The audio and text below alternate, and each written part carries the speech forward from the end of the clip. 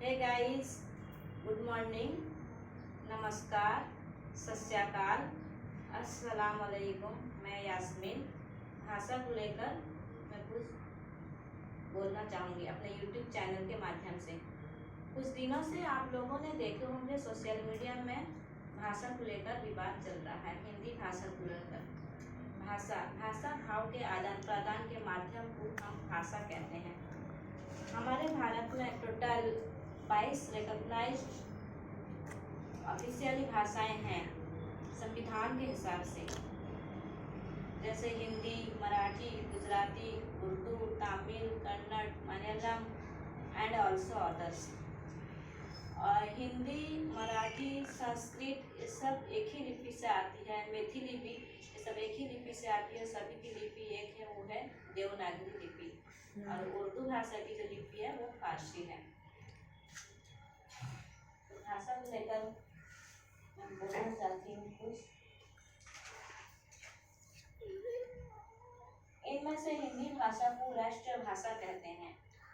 1949 सितंबर 14 को हिंदी भाषा को राष्ट्रीय भाषा घोषित किया गया है। इसी दिन को याद रखकर हम सब 14 सितंबर को हिंदी दिवस मनाते हैं। आई थिंक हिंदी भाषा का अपमान मतलब राष्ट्रीय का अपमान, कहीं न कहीं संविधान का भी अपमान है। तो सभी भाई और बहनों को मेरी गुजारिश है कि भाषा को लेकर लोगों पर जुल्म मत कीजिए। हमारे महान मराठा राजा शिवाजी महाराज हर धर्म और जाति को सम्मान दृष्टि से देखते थे, तथा आज कुछ संकीर्ण मनोवादी व्यक्तियों ने भाषा को हथियार बना के सभी के दिल और दिमाग में जहर घोल रहे हैं।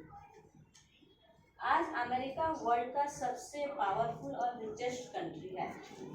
ये सिर्फ अमेरिकन ओरिजिन का हाथ नहीं है, उनके साथ में जो अदर कंट्री के पर्सन जो वहाँ पे रहते हैं उनका भी बहुत बड़ा हाथ है। वैसे ही आज हम सब मुंबई को फाइनेंशियल कैपिटल कहते हैं। इसी मुंबई को फाइनेंशियल कैपिटल बनाने के लिए हमारे महाराष्ट्र के मूलवासी के साथ साथ हमारे भारत के अदर स्टेट से आए हुए व्यक्तियों का भी बहुत बड़ा हाथ है। लोग कहते हैं कि मुंबई किसी को कभी भूखा नहीं रखता। I believe it is true. यहाँ कोई भी जरूरतमंद व्यक्ति आता है 2 वक्त रोटी की तलाश में, तो उसे मिल ही जाता है।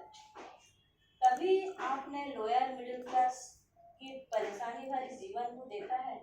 उनका 9 to 10 और किसी का 6 to 11 वाला कठिन परिश्रम, जो गर्दी भरी ट्रेन, लोकल ट्रेन का सफर करते हुए और कंपेयर का टाइम उनकी जो जिम्मेदारी रहती है, घर पे आके किसी को राशन देना है, किसी की माँ बीमार है तो किसी की बच्चे की फीस भरना है, उस पर हम भाषा को लेकर लोगों पर जुल्म करते हैं। ये कहाँ तक तो सही है?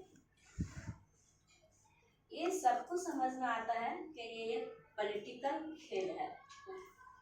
तो मैं यही बोलना चाहूँगी, let make Maharashtra financially the great should not quarrel each other based on silly language. इसमें महाराष्ट्र का और हमारे भारत का भी फाइनेंशियल इफेक्ट होगा। आखिर मैं यही बोलूँगी, ईश्वर अल्लाह तेरे नाम सबको सन्मत दे भगवान।